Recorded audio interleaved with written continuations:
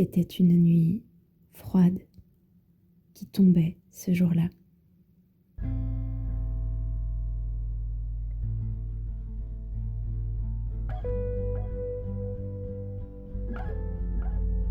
Les lampadaires, comme des breloques, courbaient les uns contre les autres, leurs inexactes ombres mouvantes, effrayantes.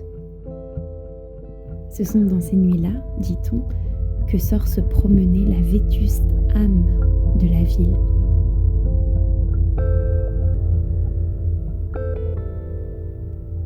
J'étais donc à mon poste pour observer l'étrange rêve qui devait me venir aux yeux.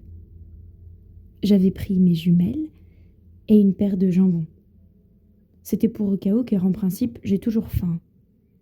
J'avais d'ailleurs aussi une demi-livre de patates, du pain, du beurre, des cacahuètes et une poitrine de veau, saignante, appétissante.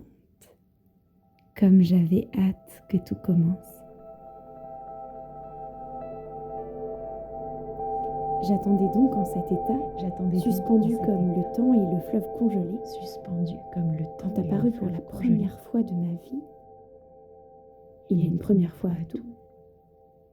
Il m'apparut d'un coup ton ombre et ton visage. Cela perturba ma focale.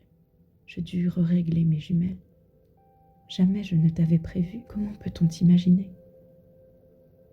Il y a parfois des choses, il y a parfois des gens qui surgissent devant vous et rendent le monde complètement flou. En dézoomant sur ton corps, je pris feu. J'enlevai les jumelles parce que tu étais là, à 4 mm de moi. J'eus 3 pensées en te voyant. Tu n'as jamais su la deuxième, la voici toute nue. Je t'ai prise un instant pour une sorte d'oiseau.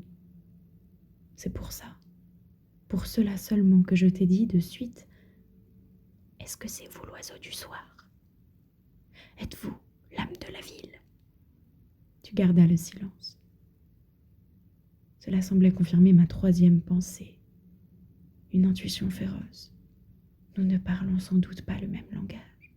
Et comme à ma question, tu répondis par un baiser. Je crus longtemps,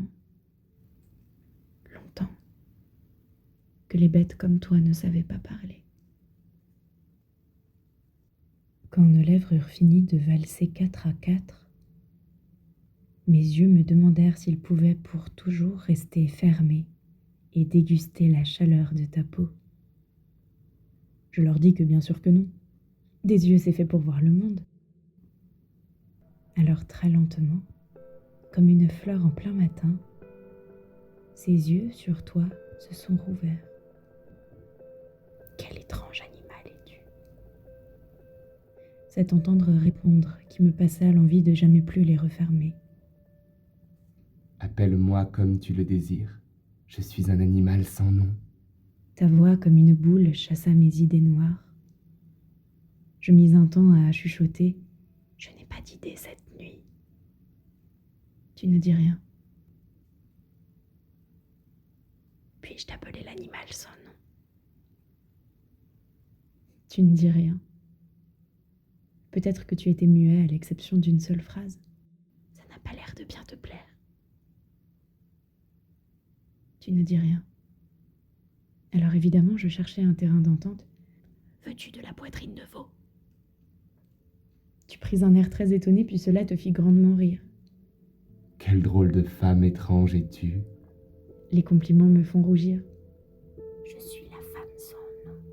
Et pendant que nous conversions et que nos yeux s'apprivoisaient, nos lèvres nous criaient de les faire valser encore. Les miennes me brûlaient. Tu plaças un doigt sur ma bouche, comme pour pallier cette extase. Tes bras et leur chaleur, ta voix et son orgueil, ton pain et ton jambon, il me semble vous reconnaître. Tu m'étais indien tout entier, une peau rouge, mon Amérique. J'entendais plus fort que mon cœur la toute première de mes pensées battre sa pulse encore à mon cerveau brusqué.